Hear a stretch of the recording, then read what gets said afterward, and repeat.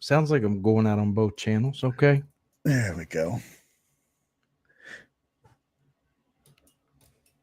Yeah. See how this, make sure it starts up, because sometimes it doesn't. I always try to make sure we're going before. I got you there. Hopefully we load up the chat room tonight because I advertised it. There we go. Yep, we're live. We'll give it a few minutes here, make sure everybody loads on in. Get the whole Bushcraft family involved. Yep. Yeah, baby. I usually don't go this late, so I don't know, but usually 10, 11 o'clock is usually good times. Hello, folks. Let's welcome the new member to the channel. Thank you, Mineral Water, for becoming a member.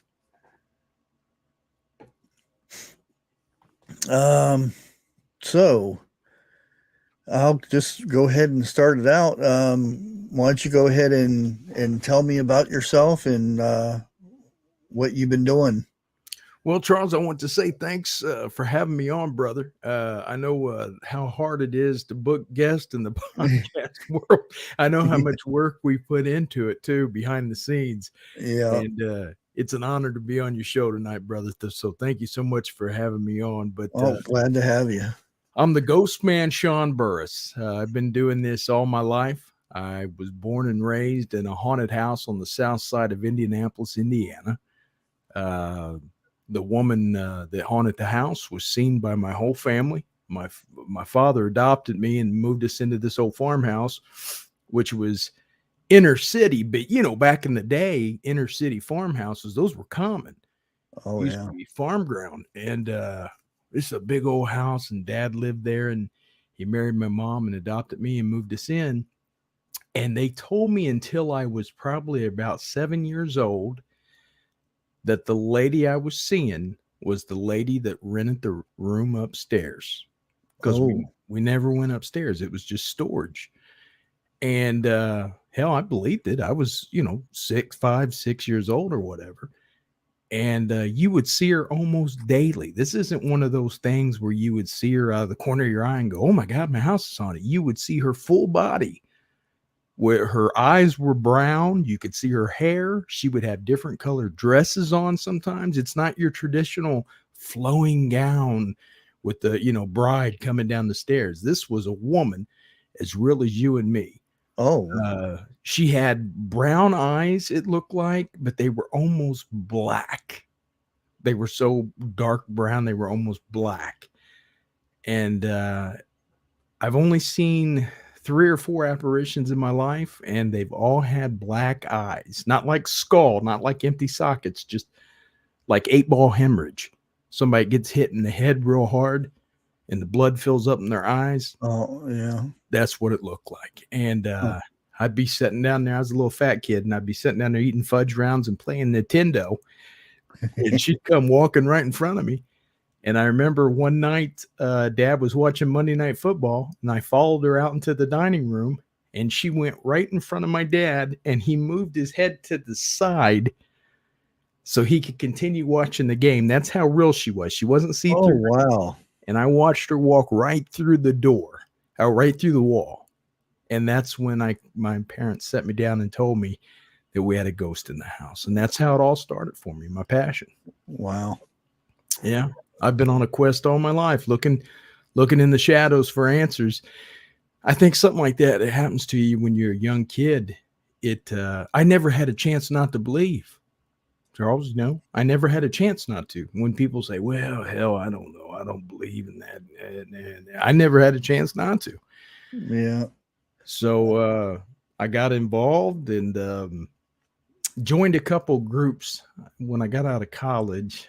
I went for a couple years, and college wasn't my thing. I'd rather work. So I joined the workforce, and I found some groups out there that were hunting ghosts and stuff. And that was okay, but it really wasn't my thing. I'm kind of a rogue guy. I like doing my own stuff and figuring things out on my own. And you got a lot of different people that they call them orb chasers.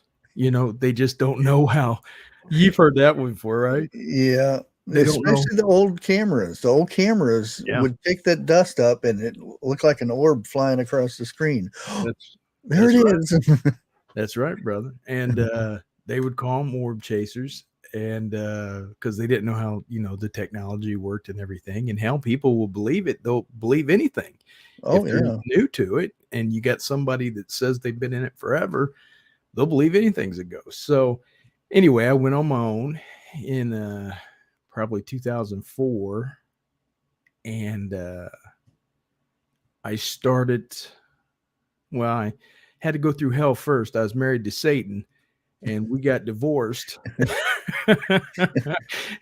And I was actually standing on my buddy called me, and he had a podcast. And one of the things I loved about podcast, Charlie, was it always made me feel, when I was going through hell with my divorce and everything, it always made me feel like I had one friend at least that every night I could click on and I could listen to them. And that's what I try to do with my podcast. I want to be there for my listeners. I want to, no matter what pain you're going through, no matter happiness, sadness, I want them to know that they can come and they can listen to us, because you become like family. You know that, Charlie.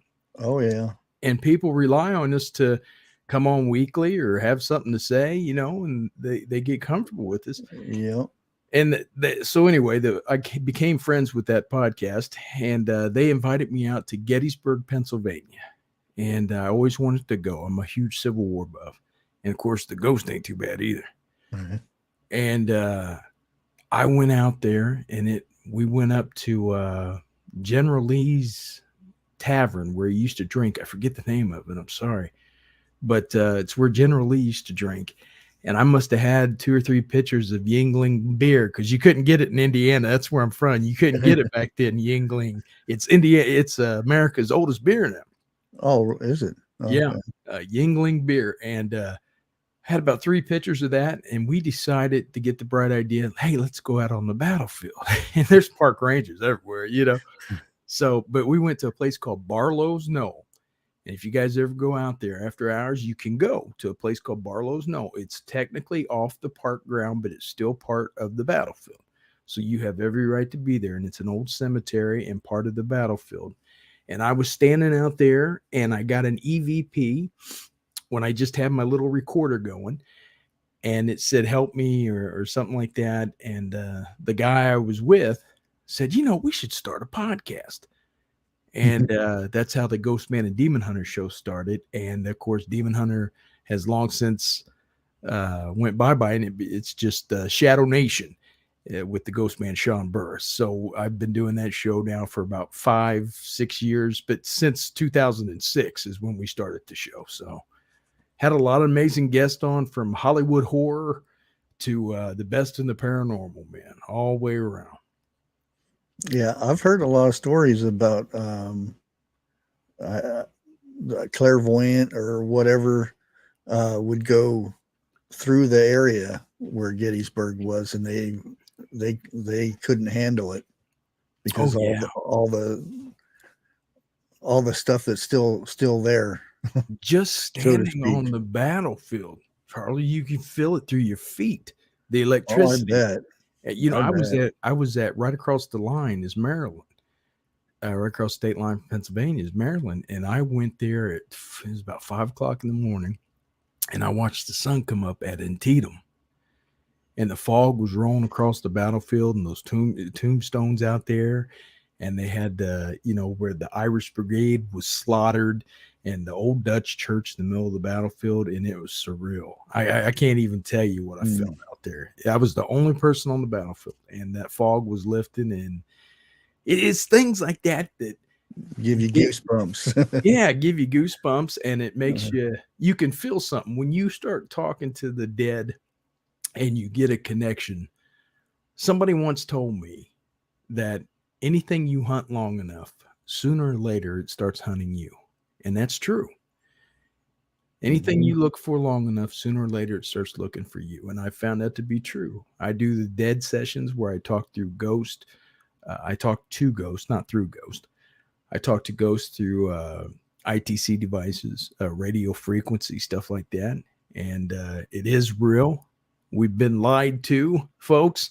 Surprise, surprise. The government has lied to us. Aliens are among us, and ghosts do talk to us. The departed is not the end. When we die, that is definitely not the end. So that's as true as it's going to get right there. But yeah, so that's how I spend my free time. When I'm not doing something on TikTok, I'm trying to book somebody to do the podcast. Now, what's the scaredest you've been to where you feared your life or whatnot from investigation or talking or whatnot? Well, you know, you run into a lot of things. I did on the Travel Channel, I just did a show last year called Evil Things. And you can catch it on my TikTok page. It's Shadow Nation Pod. Can I say it? Yeah, go ahead. Shadow Nation Podcast, the digit number 1, just number 1. Shadow Nation Podcast, the digit number 1. And you can find that, and it's got all my dead sessions on there and stuff like that. So I talk about the Dybbuk Box in this episode of Evil Things. And the Dybbuk Box is one of the most, can you see behind my head there? See that black square thing? Yeah. That's the sister box to the Dybbuk Box. That was given to me by Jason Haxton on the very top there. That's not a haunted or cursed box, but it's an identical replica. And inside has the almost identical stuff that the real Dybbuk Box has, that now Zach Baggins has in his museum in Las Vegas. But for the first time ever in my life of looking for spirits and spiritual activity, my family got dragged into it. I had Jason Haxton on the show. He was the author of the Dybbuk Box, and he was also the owner. And he came on the show, and before he came on, he said, you know, I just want to warn you guys, a lot of electronics get messed up and stuff like that where you're doing the interviews, and just be ready. And I'm like, okay, yeah. Okay, yeah. Okay, that's cool. And, you know, we started going, and every time he would start talking about the connection to the Holocaust that this box had and all these nasty things that this box had been a part of, you couldn't hear him. It was almost like a whisper came through my headphones, like, but when I talked, you could hear me. And then once he would stop talking about the actual box, you could hear him. And finally, finally we just had to shut it down. And he said, you know, guys, I told you this would happen. I'm sorry. I'll come back on. And we said goodnight and everything. Well, Nathan at the time was a co-host of mine. Like I said, now I do a solo show, but I had a co-host at one time, and he did it from Connecticut and I did it from Indiana. So we hooked up, and he texted me and he said, bro, I gotta get off here. I said, what's wrong? He goes, my back's on fire. It's just burning up. So all of a sudden I start getting these pictures on my phone of fist-sized prints, look like grown men had taken fist and just beat the hell out of his back. He had these black and blue marks, I'm not kidding, Charlie, all over his back. And I was thinking, first thought was, this allergic reaction or something, right? I said, take pictures, whatever. We'll put it on the website. You know, weird stuff's happening, and we'll see what people think about it. But don't tell them, you know, that it's from the Dybbuk Box, because we don't know. So anyway, he posted it and everything. 2 nights later, I received in the mail, when I got home from work, the box, or the Dybbuk Box by Jason Haxton, the book. I got it out of the mailbox. I went in and I sat down and I opened it up, and it said, hey, sorry, Ghostman. I told you the stuff would happen. We need to reschedule. All the best, blah, blah, blah, Jason Haxton. No sooner did I put that book down, the loudest boom, bang you'd ever heard echoed through my house. The lights went out. The windows rattled. One of them broke. My daughter ran across the room. She was asleep. They were both sick, my wife and my daughter, and she come running across the room, Daddy, Daddy, Daddy. And I went out on the front porch, and I noticed, I was on the phone with the power company. And I noticed, I thought, well, there's a transformer's blown, something, right? Something like that's happened. And I noticed all the lights were on the streets but mine. That was it. My house was the only one without any lights on.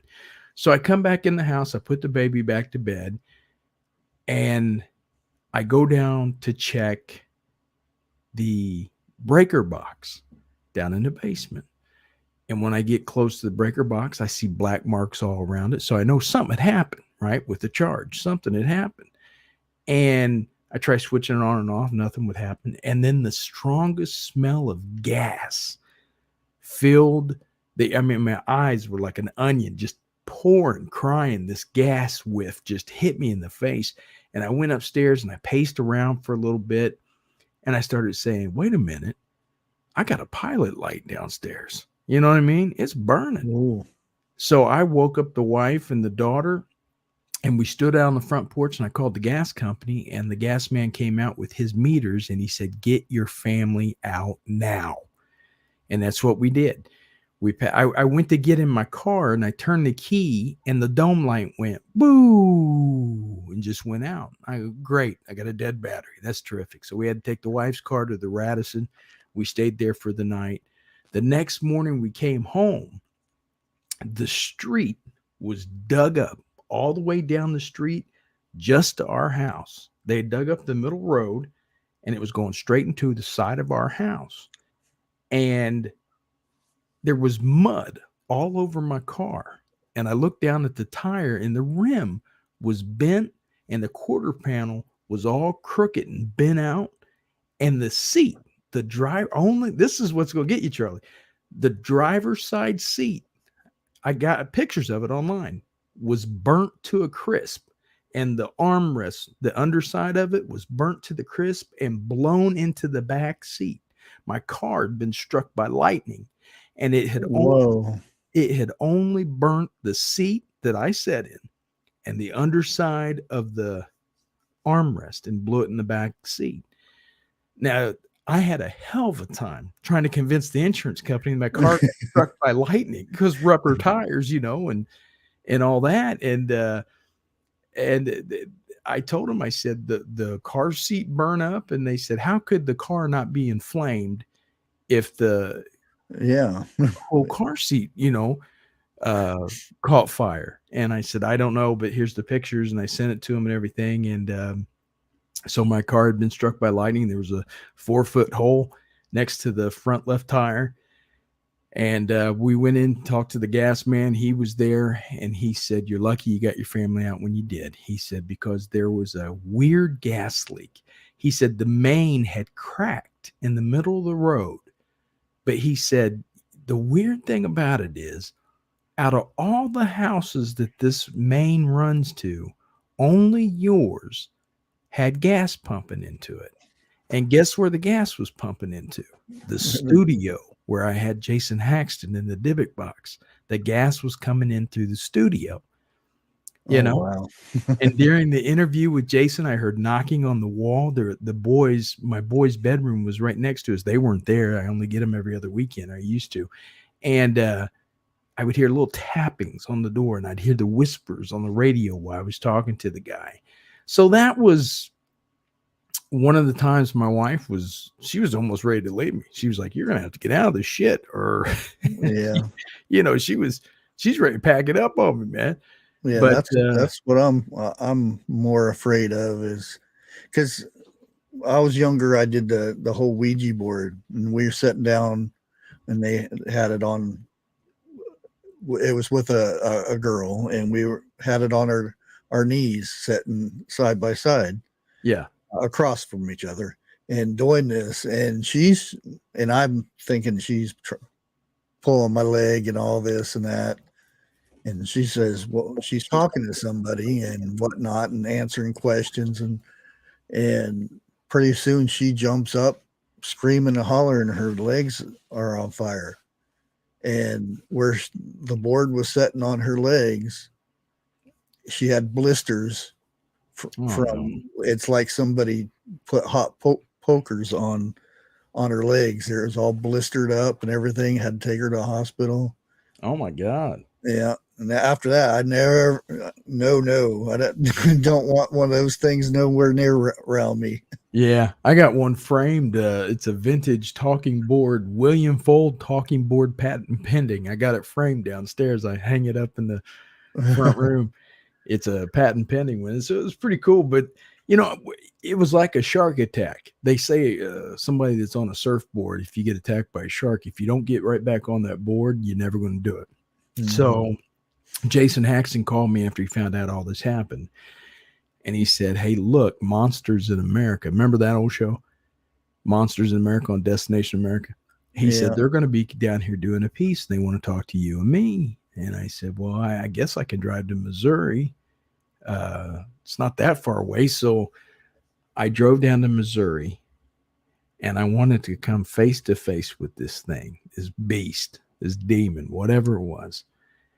And you can see it on my YouTube page. I crawled on my belly through the darkness and the dirt, and I come face to face with this Dybbuk box, and it was locked away in a gray military temperature-controlled case. It had Jewish prayer ribbons around it, and it was encased in a 14-karat gold plated ark that the Amish had made to put the box in. So this man took it very seriously. Oh, wow. And he opened it up and let me see what was inside of it.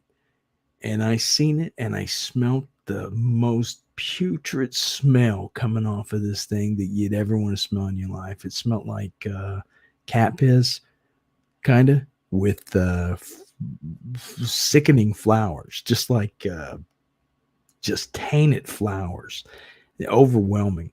I couldn't wait to get out of that hole where he kept the thing. But Jason told me he was going to keep it and keep it on lockdown for the rest of his life. And he ended up selling it to Zach Baggins for his museum in Las Vegas. So if you want to see the Dybbuk box, you can go and see it in Las Vegas, Nevada. So, and I think that was one of the first time, you know, like I said before, I do dead sessions on TikTok, and like I was saying before, aliens are real, folks. They're walking amongst us, and the dead speak. When we die, that's not the end. It's not the end at all. If you don't believe me, just go listen on TikTok, and they'll tell you. I've asked them. I'm not shy about it. I talk to them like I'm talking to you, Charlie, and that's how you got to address them, because you're dealing with milkman as well as an axe murderer.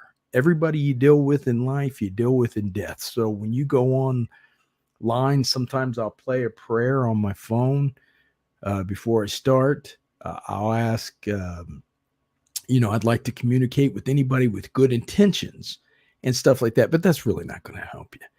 You know, they usually can't reach out and do anything. Although one time I was doing a session and I opened the door to the office right back here by Alien Bob. Mm-hmm. See I opened the door, and there was a figure of a man standing there. And right before that, when I closed the session, I said, I always say, I'd like to thank everybody who came through tonight for talking to me. I said, I'll talk to you guys again real soon. You can't stay here, so please return to where you came from. And it says, we're staying, like that. And I said, no, you can't stay. And that's when I ended the session, and I walked out the door, and I seen the shadow of that man standing there. But nothing happened after that. I mean, I didn't get chased or sheets ripped off my bed or nothing, but he was standing there. Car didn't get struck by lightning again. No, I can't afford that. My insurance keep going up, man. But yeah, they won't cover me as a ghost man. But yeah, so I just, you know, that was a couple things. There's been a lot of times, you know, just because I hunt this stuff doesn't mean I don't get scared, man. I get spooked like everybody else. Oh, yeah. In these old sanitariums and places where all these murders took place and stuff. I'm not psychic, but you can feel it. You don't have to be psychic to feel it. I think we're all a little psychic, you know? Oh, yeah. And I can walk into a room and tell you usually if somebody just had a big fight or something. You know, they always say you can cut the tension with a knife or whatever. Yeah. I feel that when I walk into a haunted place or something. I can just smell something's happening, something's here. You can smell it, you can taste it. It's the history. That's another thing I love about the ghost stuff, the history of the place. If I don't Oh get yeah, nothing, if I don't get nothing, brother, at just least the I got the history. history. Yeah, And I'm that's sleeping in the bed where something cool happened, you know. like I live next to a town, Roscoe here, and there's so much history, because it was dead. There was nobody living there. It was all run down until '69, and they decided to bring it back. Okay.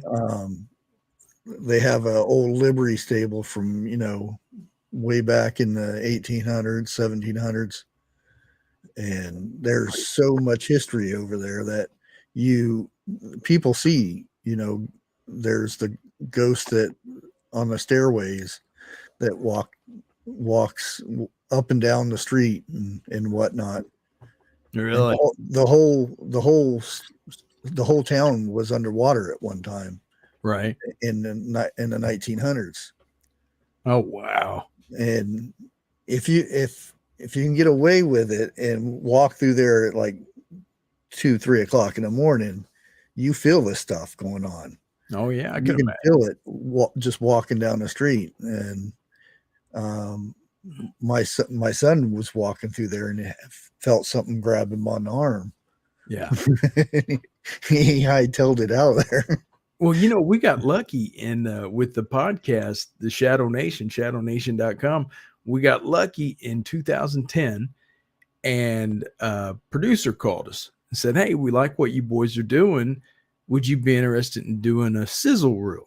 Hell, we didn't know what a sizzle reel was, but that's what they call the little dun dun dun dun dun dun for they can send it to a network and see if they'd be interested in producing another reel. And so we went out to Kentucky and we filmed this sizzle reel about this family that was slaughtered by Native Americans, totally made up. They're just a made up reel just to sell it to the networks for they could see what it could be. You know what I mean?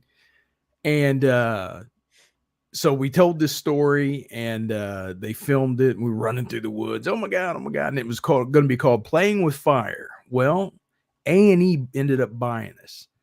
And they said, "We really want you guys. We want you. So we went on there, but we were always kind of joking and funny on the show. And that's what they said they liked about us, that we were kind of humorous with the paranormal. And as soon as we signed on the dotted line, they said, "Now you can't be funny." I said, "Well, that's what you guys told us you liked about us. What are we supposed to do?" So the whole show, Extreme Paranormal is what it was called on A&E. It ran for 4 episodes, and we had everybody coming after us.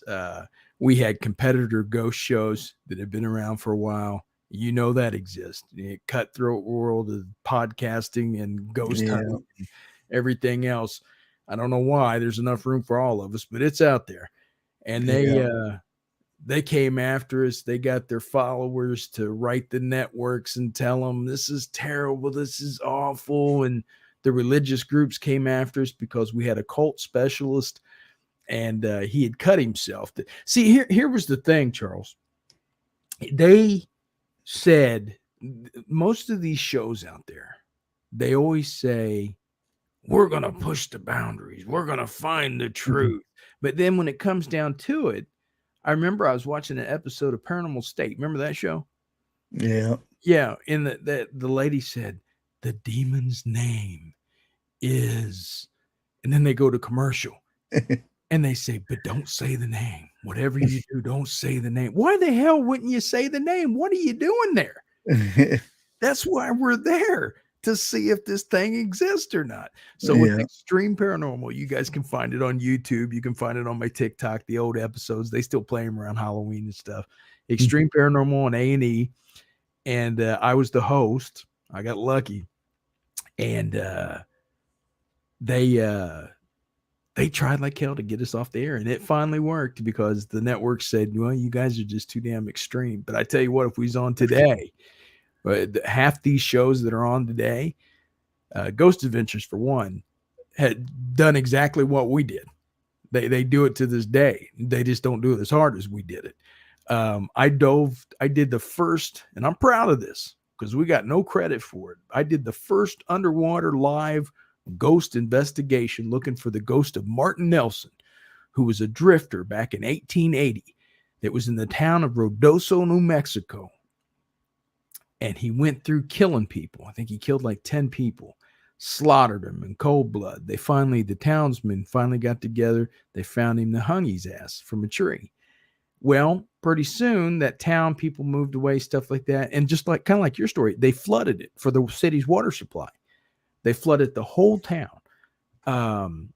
So they told me, they said, you know how to dive? I said, no, I don't have a clue. And they said, well, you got 2 weeks to learn. So they sent me through this advanced class in Indiana. Yeah, to learn how to read the meters and to wear my flippers and do all that shit. And the first open water dive I ever had was 3 o'clock in the morning in a pitch black lake in the mountains of Ruidoso, New Mexico, looking for the ghost of Martin Nelson on live TV. And I went to about 60 feet. 60 feet deep's pretty damn deep, man, if you think about it. And I was down there, and I had one of them masks on where you would push the side of the button, and I would talk to the guys up in the boat. I can see. And then I would say, Martin Nelson, are you down here? And they got a couple EVPs through the mic on my headset down there. But it got real cloudy under there. It got storm moved in while we were down there. Just a bunch of weird shit happened while I was underwater. But I'll tell you a little secret. And I'm doing PopCon this year, so I was going to save the secret for PopCon. But I'll tell you, during the episode, and if you followers out there, the Shadow Nation, you guys are going to kick out of this too. If you watch that episode, they go to commercial while I'm screaming because I'm in the water, and you see me at 60 feet deep, and you see me flipping around on my, and I got my light and I got my camera, and I'm looking around. Martin Nelson, are you here? Show me a sign. And I'm scared shitless. I'm in pitch black water. I don't know what the hell kind of fish are in there and stuff, and I'm at 60 feet, and all of a sudden the back of my jacket gets hooked on something. Well, there's still remnants of the town down there. There was wood. There was all kinds of shit that I was getting into at 60 feet, about 50 feet. And then the further down I went, there was more lumber and stuff like that.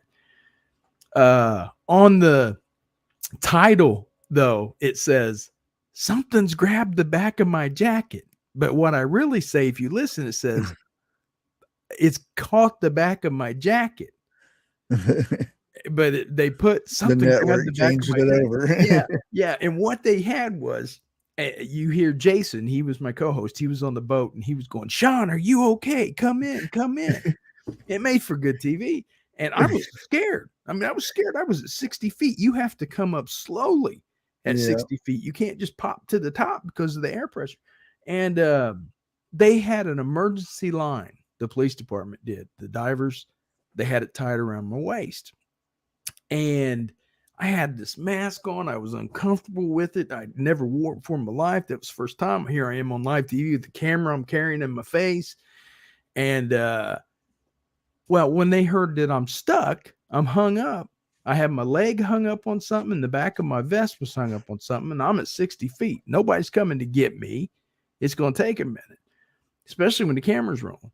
So they start tugging on this safety rope. Here goes the secret. During the commercial, before the commercial, you see me go, whoa, and all of a sudden the flashlight goes away, and you see me go, and you hear Jason's going, Shaun, are you okay? Are you okay? And then you see the calm water, and it's great. It goes to commercial and everything. Well, under the water, I was really freaking out, but not because of ghosts. They started pulling this safety line, and somehow this safety line went up my belly to my chest and underneath the tank on my back, and started going around my neck like a noose, like they killed Martin Nelson. Hell, it could have been paranormal. I don't know. They hung Martin Nelson. It's around my neck like this, and I'm trying to talk, and they're filming me, and I'm going, get this thing off, man. I can't talk. It's squeezing. And now it starts pulling my mask off at 60 feet. So if it pulls my mask off at 60 feet, brother, I'm in trouble. So my mask is coming off. I'm trying to hold it. I'm trying to hold that down while I'm holding the rope down. And finally, it all worked out. And I pulled on the rope hard enough. They knew there was a problem. And I finally, while they were at commercial, I hit the thing and said, "Hey guys, you're choking me to death down here. I need help." So they stopped jerking on me long enough for me to get to the top, and we finished the episode. But that was the big secret. That's what happened during the break. Everybody was wanting to know on TikTok because I posted the part where my light goes away and I fade off into the darkness of the lake, which was all real. I dropped my light, everything. I was being choked to death, but it wasn't the boogeyman. It was actually men choking the shit out of me. Right there. And it was just as scary, I tell you, because I couldn't see nothing, man. It was all muddy water. It was just the city's water supply, you know. Yeah, So, that'd be scary by itself, just going down there. It was. Let alone getting stuck. Mm-hmm. I think we're the first ones that ever did that. So I'm proud as pie that we got an opportunity to do that, man. Never got no credit for it. So yeah, that I don't think I would go that far, and I did go get some training for scuba dive, but I don't know if I would go down into a. I've seen some of the scary movies where they go and investigate, you know, these old towns and cities that's been underwater and whatnot, and these things come out and grab you and stuff like that. Yeah. It was spooky because I was down there calling on this ghost, and they got an EVP that said "help me" that came through my mic. I didn't hear it, but it had to come through my microphone, and they had one of those little tuners up on the boat that they could talk to me two-way, and they got the EVP that said "help me." New Mexico State Prison. That was the worst prison riot in American history. We spent 2-3 nights there, and man, we heard screams. There were men that were dismembered. There was heads that were found in microwaves. Look that up sometime. 1980s New Mexico State Penitentiary, worst prison riot in American history. Huh. And we spent 3 nights there. Brother, if you want to go someplace haunted, you go there. And they had the if you go on my TikTok again, you'll see these pictures, guys. There's an outline of a guy in the fetal position. There was 2 rival gangs, first off, and they one of the gang overtook the jail because there was only like 3 or 4 guards at night. They overtook the jail, and the snitches that had snitched on one of the gang members, they had them all in safety lockdown in like cell block 13 or whatever. So what they did was there was work being done on the jail. They had blow torches, welders, all kinds of stuff. Well, these criminals broke into this closet and got all that stuff out, and they slowly cut through the bars, pulling these snitches out. And when they pulled them out, they set this one guy on fire. You can see the fetal position still from the skin, the oil in the skin. It stained the concrete. You can see the fetal position because we outlined it and did a ceremony the occult specialist did to try to bring the dead forward or whatever. And then there's axe marks on the concrete. They were hitting it so hard, dismembering this guy. And they hung people from their own intestines and everything. It was just a nightmare. You got to look it up. New Mexico State Penitentiary. They filmed The Longest Yard there, the remake with Adam Sandler. Oh, really? Yeah, they filmed parts of it there. And when he was there, the guy that gave us the tour at first told us about Adam Sandler's mom being there and wanting to take the ghost tour too. So yeah, he took all them on the ghost tour. We couldn't keep crew. The crew kept running off El Diablo because we had so much strange stuff happening. So, and that was pretty cool stuff, man. That was really cool. I mean, since then, I've been all over. I've been blessed. I've been all over the United States. I went from sitting in people's dark basements all night long going, what the hell am I doing? To, going to some of America's allegedly most haunted places. But, I've slept some pet places where people say is the gateway to hell. And I've sat there, at the let's just say the Sally House in Atchison, Kansas. You ever heard of it? The Not right Sally off. House. It's made famous by, remember that show Unsolved Mysteries? Yeah. Yeah. Okay. Robert Stack, great voice. Oh, Robert Stack was good, buddy, on that Yeah. Unsolved Mysteries. But this guy owned the house, and he had his arm up, and he was talking to the guy. And during the interview, you see 3 scratch marks just automatically appear on this guy's arm while he's talking. You can see it live on the camera. That's pretty damn good, right? And they say they're haunted by this little girl and all this stuff. And so I got a group of people together. Once they moved out, the house was abandoned. And I got a group of people together, whatever. And I put the beer on ice, baby. And I went in there and I made it a party, because when I go somewhere, I'm going for a vacation. I want serious ghost investigations. I don't get dropped down drunk or nothing, but if I want to have a beer or something, I'm going to have it, because I work my ass off Monday through Friday. And when I get on a ghost hunt, I go out there, and because think about it, when these people experience ghost hunting, ghost and stuff like that, what are they doing? Do you think they're sitting there at their house with a meter in their hand? No. Yeah. They're having a beer, they're eating dinner, they're making love to their wife, they're doing whatever. And so I don't sit there with meters and walk around houses and stuff. I set up the equipment and let it do its job. And then I'll talk to the dead through the box. And if they don't want to talk, I'll go to another room and try it again. And then I'll take a break for an hour or so, and then I'll hit it again. Sometimes it's like fishing. Sometimes you get something, sometimes you don't. But I'll be damned if I'm not going to have fun doing it. You know what I mean? Yeah. I've been to a few that, there's weird noises happen at nighttime and this and that. And I said, well, we can come in and check it out and see if we find anything. And 9 times out of 10, it's like the one where whenever the hot water heater would kick in, yeah, the little vent at the top was loose, so it would rattle. Oh, okay. And at the top, it sounded like somebody's walking through the house. That's disappointing. And we walked down there, and that's what it is. Yeah. You need to put a couple screws in there, and you won't hear it anymore. Exactly. Well, the thing about what was you going to say, Charlie? Oh, just and they get so disappointed when you find it. It's just nothing. I know they want something magical, amazing. Yeah. But when I went to that Sally house, there was a guy that was trying to write a book. So he sent a lady. Can you believe this? This is how cutthroat this community is, the paranormal podcasting and all this shit. It's cutthroat. And he sent a spy to the house, and they seen a beer can on the shelf. So a week later, there was this big podcaster at the time. I don't even know if he's still around. And he was saying, Ghostman Shaun Burris, drunken debauchery at the Sally house and all this shit. And I was like, oh my God, you got to be kidding me. I didn't have a reputation anyway to ruin at the time. So, but his buddy was writing a book, and they said the basement was the portal to hell. Now, I did experience some weird stuff in Atchison, Kansas at the Sally house. I had little white lights that would flicker through the hallways upstairs and in the room. Now, I did see that. I did.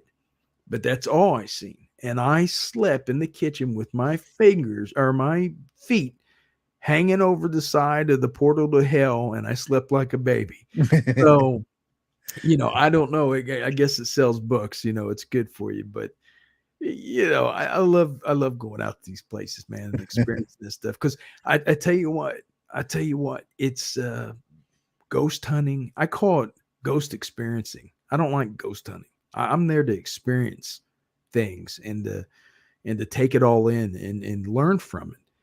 I just don't like ghost hunting. I'm not hunting nothing. I'm just looking to experience something. So the thing about it is, when you go to these old places, sometimes you'll experience nothing.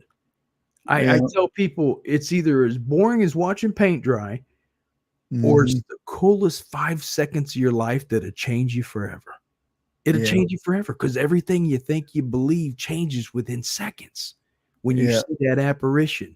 Or there's place down here, and it's, if you read all the, you know, places, haunted places in Ohio, this is one of the ones, and you see all the information below it where people have heard this and they smell that, and they see everything coming out of the woodwork and whatnot. Well, I decided to go down there. It was after midnight sometime, and I did this with my kids. So it was me and my kids would go out and do this. And my second oldest son walked in ahead of me, and I walked in, and as soon as I walked in, I fell right straight through the floor to the basement. Oh my God. Got all on tape and everything. And you didn't break nothing, did you? No. It was pitch dark though, so it was really, really scary when I try to jump up, get out of the basement, because I didn't know what was down in there.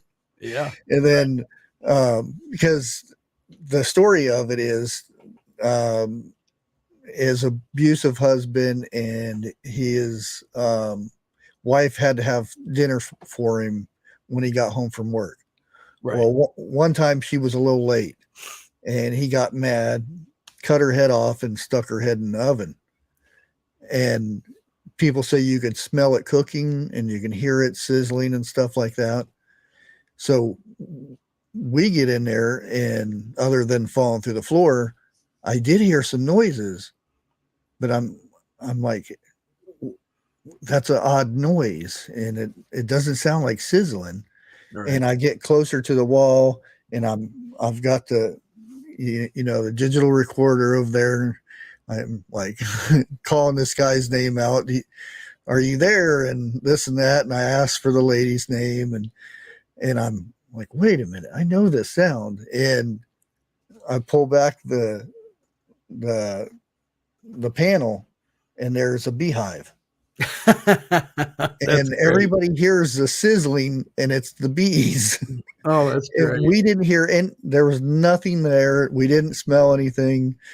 The only part I got a blooper out of it, falling through the floor. Oh, you should put that on YouTube. You got to get that one on there. Oh man. It's funny. I was going through your comments, and I was looking at some of the cool people you got. You got a lot of cool people in here talking. Thanks guys for joining me tonight, or joining us tonight. I'm proud to have you guys listening to me. But one person said something interesting. They said that they were leaving the chat because God says don't dabble with this stuff. Did you see that comment? Something like that. Yeah, that was a good bit ago. And I looked into that because I was raised Christian, and that was one of my concerns, especially when I started communicating using the electronics and the ghost boxes and stuff like that. And I read it very carefully. And in the Bible, it does say that it is abomination before God to seek out psychics, necromancers, which I'm neither. I'm not a psychic. I don't raise the dead.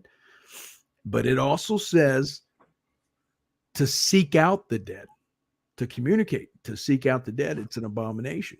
But then in the Bible, it goes again and says one should test the spirits to see if they're from God. So, you can go back and forth in a religious debate. I'm not worshiping these people. These are people. These are us that have passed on. Hey, kitty. And they,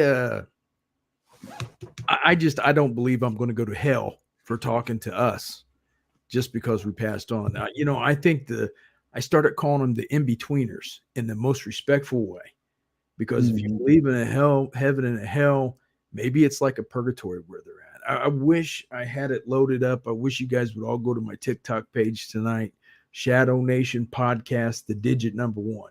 Shadow Nation Podcast, digit number 1. And just listen to some of my stuff and leave me some comments. I want to hear what you got to say. And of course, listen to my show. I try to do one every Sunday. ShadowNation.com is the website for that, ShadowNation.com. But I don't think I'm going to go to hell for that. And if I do, if there is a hell, then I guess I have to go, because God made my brain the way it is. I'm inquisitive. He knew what I was going to want to investigate and what I wanted to learn from. And that's all I'm doing. I'm not worshiping these entities. I don't worship them or call upon them. I play a prayer for them half the time. Yeah. I try to get them going. So I just wanted to address that real quick, because I seen somebody ran off on me, and you get that every once in a while. You get that people just say, I don't want to deal with that, and I'm out. Yeah. Because, you can get bad mojo from this stuff. I mean, Oh, you can bring bad stuff home. You can. But if you know the straight and narrow and you got faith in something, at least yourself, you're going to be okay. You got to believe in something. It's the people that when you get really down, your marriage is in trouble, something's going on, spirits can affect us. They can really get in there and they can jab and poke the bear and they can cause problems. They can do that. Yeah. And I've done this electronic voice phenomena stuff, ITC, for years. And, it got to the point. Remember I told you earlier that the guy said, anything you hunt long enough, sooner or later it comes hunting you. I got in my car one day and I heard, and my car never had static on the radio, but I turned it on. There was a little bit of static and I heard, hi. And then it went back to the sports radio. So see, they started coming through radio, the regular radio. So I didn't need the box no more. Now all of a sudden I'm hearing them in my radio. Not every day, but it did happen. Yeah. So thank you, Craig, for becoming us. But you're already a member. But thank you for re-upping or whatever it came up with. Yeah, go over my page and re-up me. That's one thing I never got. I've never been good at sponsors. I've never reached out to them. I've never tried to get sponsors off people. I just never dealt with it. I spend so much time trying to get guests and I don't have time to mess with it. Yeah, it's tricky getting the guest every once in a while. Oh boy, it is. You got to put fillers out everywhere. You know how much work we do behind the scenes. Yeah. And then StreamYard's got the new collab thing. That's how I found you. Yeah. The collab, that's cool. Yeah. I've been looking at, I'm still new to StreamYard. I just started my podcast since 2006 was audio. ShadowNation.com was all audio. And I just switched to StreamYard 8 episodes ago. Oh, wow. Yeah, because people people want to start seeing audio, and I got it going out on iTunes audio now and stuff like that. But they wanted video. So, but then you get people that get video and then they want audio. Yeah. So you can't make everybody happy. But I dabbled in a couple podcasts here and there, and I just put images in the background. Yeah. Let it cycle through and whatnot. Yeah, that's the best way to do it. We're at the end of the hour here, so I figure you got stuff that you got planned for your channel and stuff coming up. We got some guests. I'm keeping it secret though, guys. You'll find out more on ShadowNation.com. We've got some big guests coming up. Of course, I can't tell you where I'm going to be, but I'm going to be at a special most haunted place. It's supposed to be one of the 3rd largest haunted places in America, right here in Indiana, and I'm going on the 7th of July. So I'm going to have hopefully a lot of stuff to show you and a lot of evidence and everything. And in August, and I forget the date, but in late August, 26, 27, 28, something like that, you guys have to look it up. PopCon Indy. I'll be giving 2 days of presentations there, Friday and Saturday. Ooh. I'm going to be doing 3 presentations. I'll have a booth set up there. So if you're in the Indianapolis area, stop by, talk to your Ghostman, and we can do some ghost box stuff together. Mm-hmm. And you can listen to the presentation. Hell, it don't cost that much to get in for free or to get in. And it's always a big turnout. And the website, ShadowNation.com. I'd love to get you guys support. Come on by. Listen, I got archives from 2006. You can go back and listen to them. Some of them pretty bad, but the newer ones ain't so bad. But yeah, I've had a lot of Hollywood horror and stuff like that on. And of course, please go to my TikTok, like, subscribe on YouTube. TikTok is Shadow Nation Podcast #1. Yeah, Shadow I'll have to Nation look that Podcast, up. the digit 1, and leave comments. I want to hear what you think. And this is Ghostman Shaun B. I love you guys. Thanks for having me on, man. Yeah, it's been a pleasure. Then right after this, we're going to 10 TVs. So I'll leave you guys at that and play her little ad here, and we'll catch you on the next one.